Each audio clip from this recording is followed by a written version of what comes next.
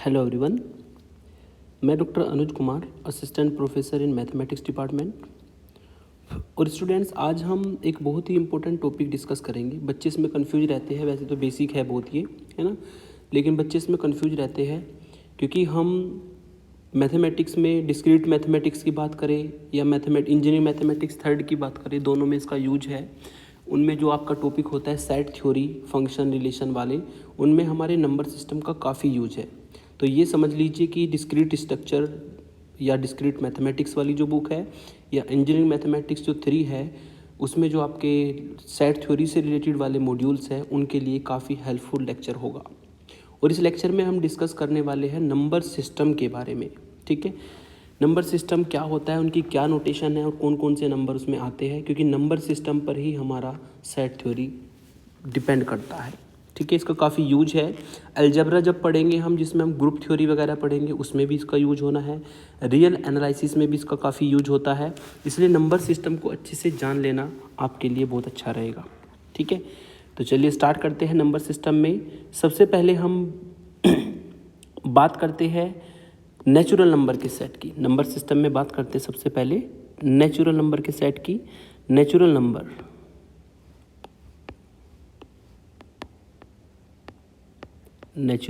Numbers, अगर natural numbers के set की बात करें तो आप सभी जानते हैं कि इस सेट को हम n से डिनोट करते हैं, कैपिटल N से।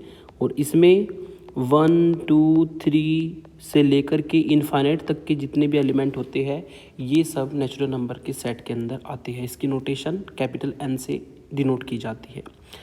फिर नेचुरल नंबर के बाद इसमें आता है होल नंबर का सेट, होल नंबर्स का सेट।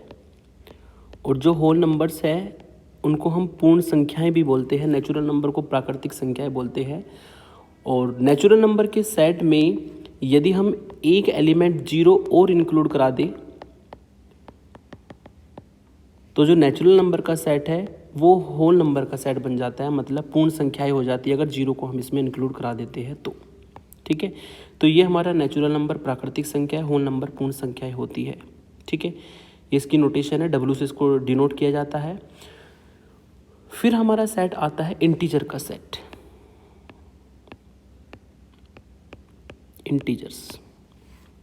इंटीजर्स के सेट की नोटेशन 2 तरीके से होती है। तो उसको Z से डिनोट किया जाता है या कैपिटल I से भी इसको डिनोट करते हैं।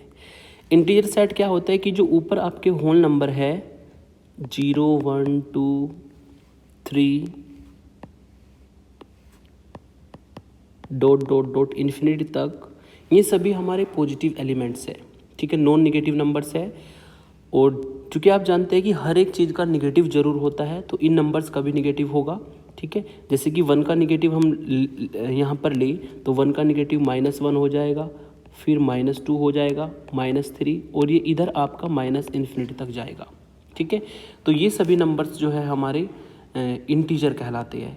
यदि आप निगेटिव एलिमेंट्स और पॉजिटिव एलिमेंट्स और ये जो 0 न्यूट्रल एलिमेंट होता है, आपका मिडिल टर्म होती है सेट की, मिडिल नंबर होता है, ये सब मिलके आपको इंटीजर का सेट देते हैं। और ये जो हमारे इधर होते हैं एलिमेंट्स, इनको हम बोलते हैं निगेटिव इंटीजर्स, शॉर्ट में लिख रहा हूँ।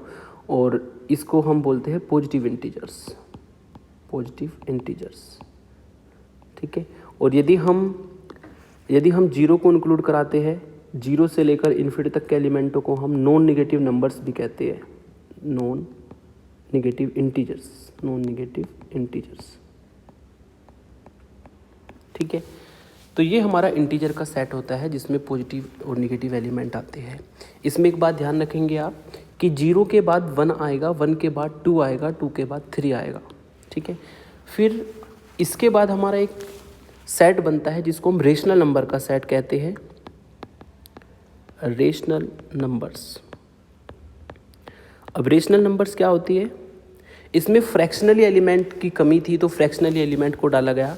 रेशनल नंबर के सेट को हम Q से डिनोट करते हैं और इसमें P/Q टाइप के एलिमेंट होते हैं। ठीक है, जहाँ पर P और Q दोनों इंटीजर के सेट Z में बिलोंग करेंगे और ये जो नीचे वाला Q एलिमेंट है ये 0 के बराबर नहीं होगा। ठीक है, क्योंकि अगर वो 0 हो गया तो इन्फिनिटी मिल जाएगा, अनडिफाइंड नंबर आ जाएगा हमारे पास। तो जितने भी नंबर इस पी अपॉन क्यू की फॉर्म में होते हैं, जहाँ पर पी क्यू हमारे इंटीजर के एलिमेंट हो सकते हैं, ठीक है, क्यू हमारा जीरो ना हो, तो वो हमारा रेशनल नंबर का सेट बनेगा। अब बात आती है कि जो हमारा इंटीजर के एलिमेंट्स, इंटीजर्स है सभी के सभी नेगेटिव पॉजिटिव, क्या मेरे रेशनल नंबर होंगे? बच्चे इसमें कंफ्यूज हो जाते हैं। मैं आपको बता देता हूँ कि वे सभी रेशनल नंबर होंगे। कैसे? क्योंकि ये आपका इंटीजर का पूरा सेट मैंने यहाँ पर लिखा, ठीक है।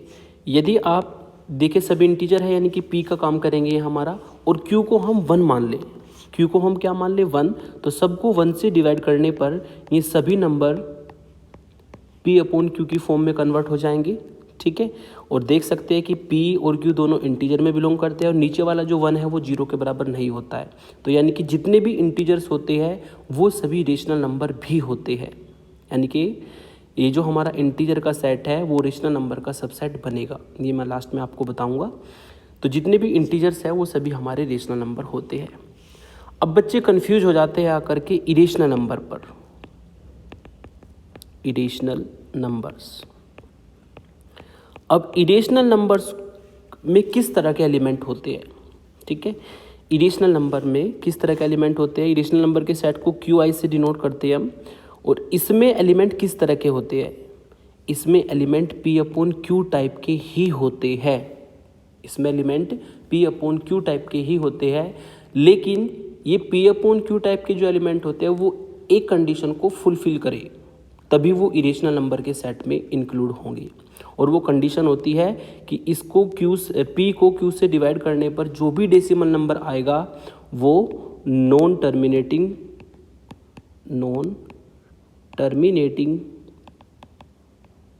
एंड नॉन रिपीटिंग, इन दोनों कंडीशन को सेटिस्फाई करे।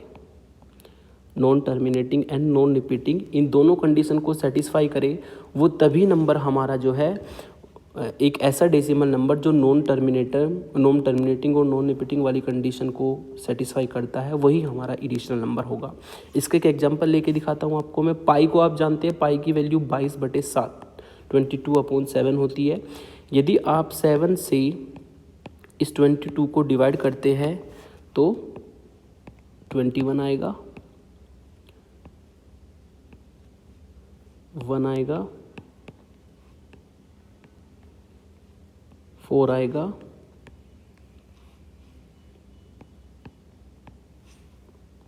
2 आएगा, 8 आएगा। फिर इसके बाद इसको फिर आगे बढ़ा सकते हैं, 35 आएगा। तो आप देख सकते हैं कि ये जो हम डिवाइड लगा रहे हैं 22 को 7 से, इसमें एक डेसिमल नंबर फॉर्म हुआ है, ये वाला डेसिमल नंबर फॉर्म हुआ है।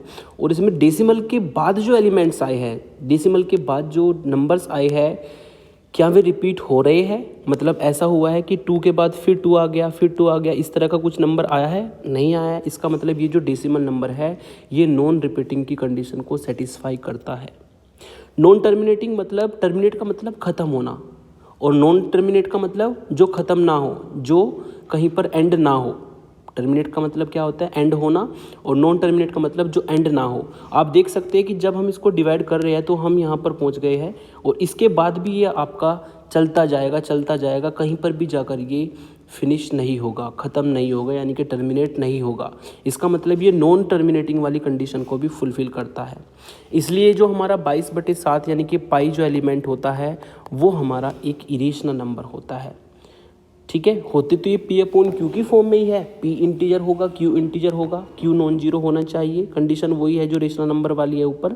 लेकिन इसकी कंडीशन क्या है? इसमें वही डेसिमल नंबर आएंगे जो नॉन टर्मिनेटिंग नॉन रिपीटिंग वाली कंडीशन को फुलफिल करेंगे, जैसा कि मैंने आपको एक एग्जाम्पल से बताया, ठीक है। जैसे कि पाई हो गया, √2 हो गया, √3 हो गया, ये सब हमारे जो एलिमेंट्स है ये इरेशनल नंबर की जो कंडीशन है जो मैंने आपको बताई ये फुलफिल करते हैं, इसलिए इरेशनल नंबर होते हैं। और इरेशनल नंबर से अलग जितने भी p अपॉन क्यू के फॉर्म के एलिमेंट होंगे वो सब रेशनल नंबर के सेट में बिलोंग कर जाएंगे। जैसे कि मैंने एक एग्जांपल और लिया, 3/2 मैं ले लेता हूँ। 3/2 ले, अगर 2 को हम डिवाइड करते हैं, 3 को हम 2 से डिवाइड करते हैं तो 2 1 2 आ जाएगा, और ये फिर हमारा 0.0 1.5 आएगा, ठीक है। तो इससे आप क्या देखते हैं कि ये टर्मिनेट हो गया। टर्मिनेट का मतलब यहीं पर एंड हो गया। एक बार आपका डेसिमल नंबर आया 0.5, उसके बाद ये टर्मिनेट हो गया, ख़त्म हो गया, यानी कि ये इस नॉन टर्मिनेटिंग की कंडीशन को सेटिस्फाई नहीं करता। तो ये जो नंबर है किस में बिलोंग कर जाएगा? रेशनल नंबर के सेट में बिलोंग कर जाएगा।